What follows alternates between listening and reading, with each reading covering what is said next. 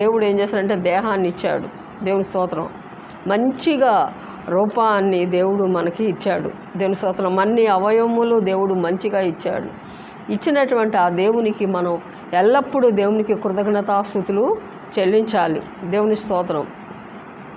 దేవుడు మనకి మంచి రూపం, మంచి ఆరోగ్యం ఇచ్చినందుకు మరి ప్రతి దినము కూడా దేవునికి కృతజ్ఞతాస్తుతులు మనం చెల్లింపవలసి ఉన్నది. దేవుని స్తోత్రం. దేవునికి ఎందుకనంటే మనకి దేవుడు ఉచితంగా ఆహారం ఇచ్చాడు, ఉచితంగా మరియు ఆహారం ఇచ్చాడు.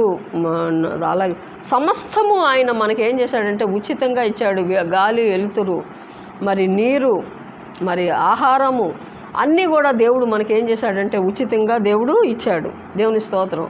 అయితే ఈయన ఏమంటున్నాడంటే ప్రభువు నిమిత్తమే, ప్రభు దేహం నిమిత్తమే అంటే దేవుడు ప్రభువును లేపెను, మనలను కూడా తన శక్తి